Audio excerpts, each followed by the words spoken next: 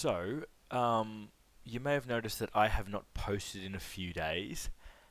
I apologize. I really wanted to. I just did not have it in me because, unfortunately, a few days ago we lost our beloved cat Oscar. Seen here. Um, Oscar came to us as a stray 17 years ago. He just sort of moved in with our family. Which was lucky because we fucking love him. He was about 2 kilos. We nursed him up to health. We got him spayed and neutered. Um, and he just sort of moved in and lived happily with us ever since. He he was a cat that pretty much everyone fell in love with. Even my non-cat loving friends were like, this is a cool ass cat, man." And I'm like, "Yeah, he's fucking chill. He was the coolest cat."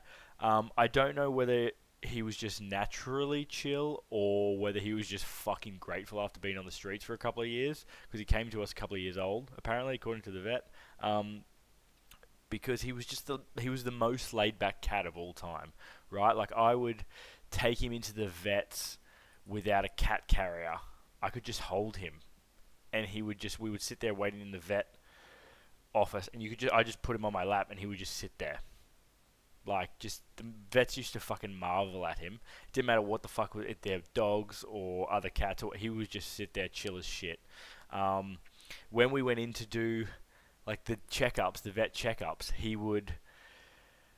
they could do whatever they wanted to the point where they would pull his paws up and they could push his claws out one by one, and he wouldn't even move. He would just hold his paw up. He was the most fucking. He liked going to the vet. He was just chill as shit. 2 years into having him, he got hit by a Land Cruiser. Like, I was out the front, and he walked on the road and got cleaned up by a Land Cruiser as he was running back across the road to see me. And he ran out from under it with his leg just completely flattened, like it was fucking paper thin. And we took him to the vet, and they were like, "Well, we could give him like a titanium, like we could make a leg out of metal." And we were like, "Fuck it, okay." Which put a lot of financial stress on my family because we did not have a lot, but we all sort of were like, "We got to do it." So we all made the decision around. I remember exactly that family dinner table meeting, and we all went, "Yeah, even if we've got to scrape for the next year, we got to do it." And I'm glad we did, because he ended up living for another 17 fucking years.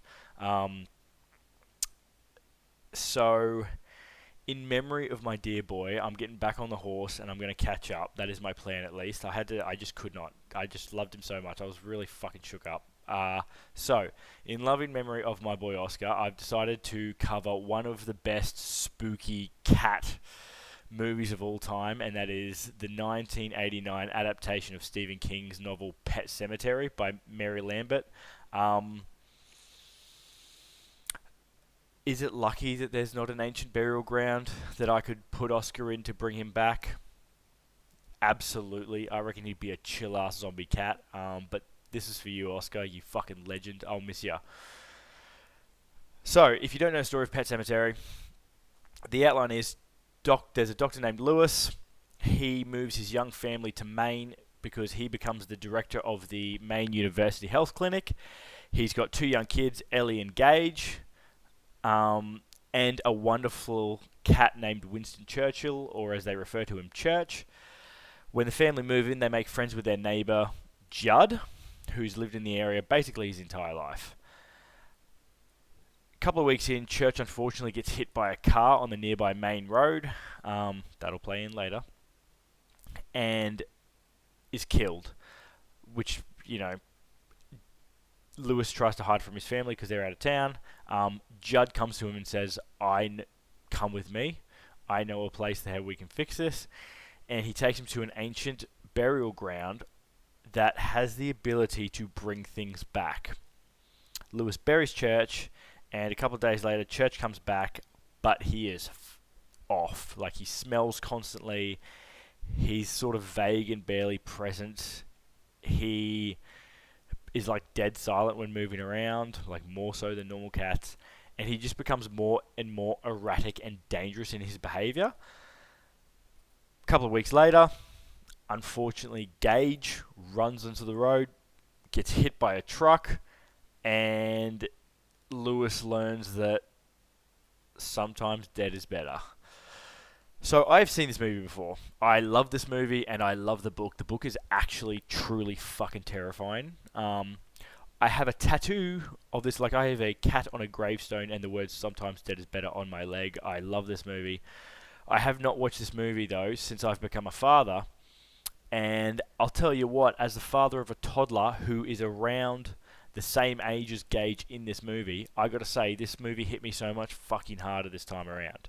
There were points I had to look away, even though I knew it was coming, just because I was like, oh god, like, and it's the empathy, like, I just had that, I think it's an empathy or a point of view I didn't have before when I previously watched it. So if you have not watched this since becoming a parent, this might hit you even harder. I also have a toddler who, like most toddlers his age, is obsessed with cars and legs it headlong into danger. I think all kids around 2 almost make it their sole mission to shake hands with the fucking Reaper, because that is, he's constantly jumping off shit. He's constantly wanting to get close to dangerous animals. You know, you're just trying to keep them alive. So, you know, the scene in this Gage in this movie, it's brutal. It's heart wrenching. It's a heart wrenching film, and I was really shocked at how much this movie hit me for 6 this time around. Now, this is one of my favourite King adaptations, and I do think, although it's old, this movie holds up than a lot of horrors that came out around this time. The acting by Dale Midkiff as Lewis is so good. He is absolutely stricken with grief and sorrow, and there is a scene that really got me where he's just sort of, he exhumes Gage, and he's just sort of walking around with him, and it just got me good. It got me good. Fred Gwynne as Judd, phenomenal. He is the reason that many of the "don't go down that road" guys, like that trope you see in horror movies done over and over and over again, that is because of this movie. This is horror movie history right there. If you like that guy that pops up in South Park and goes, that road, you know, like, that is because of this movie. That is because of the performance of Fred Gwynne in this movie. The scenes between Judd and Lewis are so good, and they're so, like, father and son, like surrogate father and son. They're just really fucking good. I could not take my eyes off Judd in those scenes. They're so fucking good. Also, Miko Hughes, the kid who plays Gage, is phenomenal, and he would have been like 3, I think, at this time. Like, I don't know how they got him to do all this shit. He's really good. He's really good. He's also, fun fact, in the Funeral Derangements video for Ice Nine Kills, which is one of my favorite of their songs. It fucking slaps. One of the best breakdowns. He's the guy driving the truck, which is very funny. This also has a magnificent cat actor in it, which is part of the reason I wanted to cover it. It's a British Shorthair, which I also used to have. I used to have a British Shorthair named Henry, who looked just like this cat. And he's fucking amazing. Church is amazing in this movie. Like, there is a scene, the scene where he comes back, they didn't make him look overly creepy, but he's like bleeding out his neck and stuff, and you're just like, oh. And there's a scene where Church's death scene is fucking brutal. Like, I had to go and Google whether they actually killed the cat, because, you know, there was some fucked up shit that was going around at that time. And I was like, oh, I hope they didn't kill this cat. That's how brutal it looks. This movie is also more relentless than I remembered. When the Gage tragedy happens, it just sort of goes and goes and goes and goes. There's so many creepy little scenes that I'd forgotten, and there's so many classic horror visuals that we take for granted now because we've seen them and everything. But back then, you're like, oh yeah, they nailed the vibe.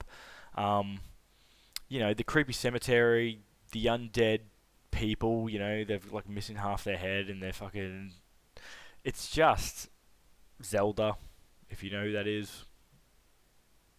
She's creepy as fuck. Um, the visuals are it's creepy Halloween visuals. It's perfect Halloween fodder. And the score is so fucking good. Like, there's this weird little, like, la la la la la, like it's just skin crawling, frankly. There's also a really creepy scene where Gage rings Lewis on the phone, and it's just still got me even though I've seen it. It's just really creepy. Um, yeah, it's just good. Yes, some of the scares are a little dated. Like, not all of them worked. I was a bit like, that's funny nowadays. And some of the practical effects and the acting and the core swells, like the swells of score when actors deliver a line or whatever, they're a bit like Lifetime movie. Like, there's a scene, I can't remember the exact words, but it's basically like, "Oh, Lewis, we're going to have such a great time." Like, it's that sort of shit, and it's like, like, it's a bit like, oh, Christ. Um, which is fine. It's aged. That bit aged really hard. And there is some, like, Ellie, the actor who plays Ellie does do a bit, like, over the top sometimes. Like, she's kind of grates on me. She's kind of annoying. She's nowhere near as good as Gage. But for a 35-year-old movie, this fucking slaps. This slaps. It spawned a fucking amazing a couple of actually amazing Halloween songs. The Ramones' Pet Sematary is one of the best Halloween songs of all time. If you haven't heard it, go listen to it. It's so good. And Funeral Derangements by Ice Nine Kills. Banger. It has one of the best lines of all time in any horror movie, and that is, "Sometimes dead is better." Oof. What a line.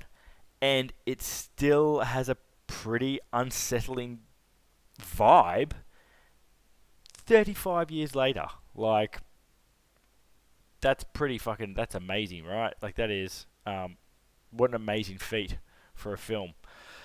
I recommend watching this if you love Stephen King adaptations and have somehow not seen this. This is a good one.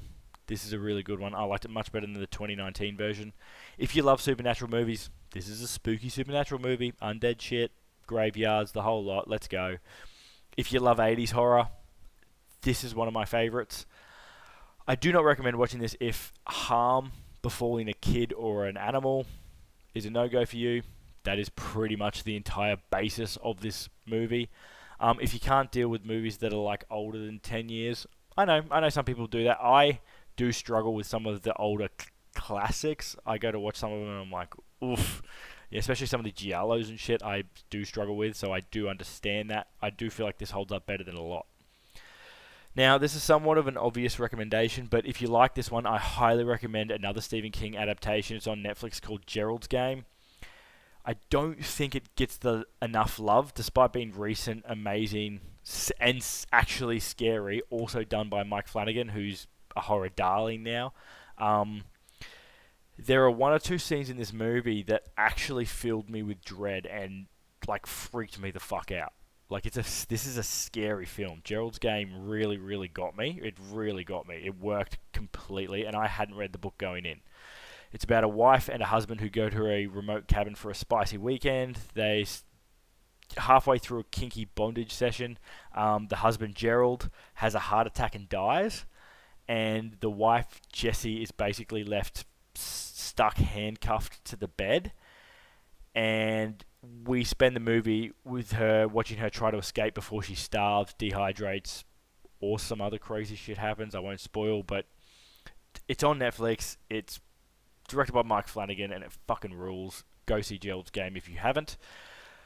My next recommendation is fairly left field, but it harps on the same themes as, like, dark family matters, and, you know, having to, like, dragging your family across to do for work, and making deals with dark magics you probably shouldn't, and that is the 2006 dark horror fantasy masterpiece, Pan's Labyrinth. It's directed by Guillermo del Toro. It is the reason I fell in love with fantasy horror. It's also the reason I fell in love with Guillermo del Toro. I just fucking love him. It's about a sweet girl named Ophelia whose mum marries a sadistic Spanish army officer in 1944 in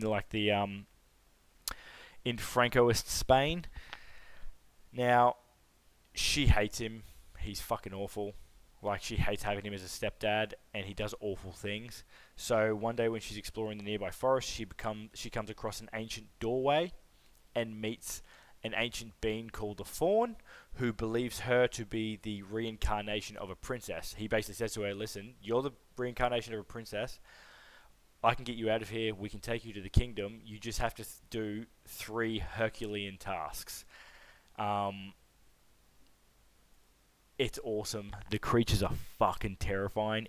This movie is simultaneously the most beautiful.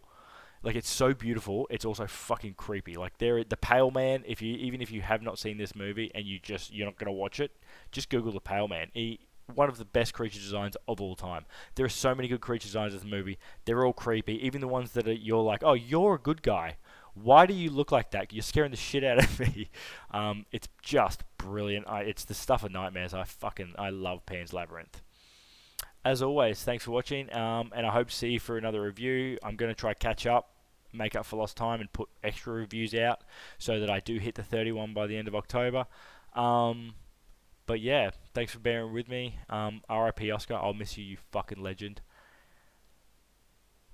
Peace.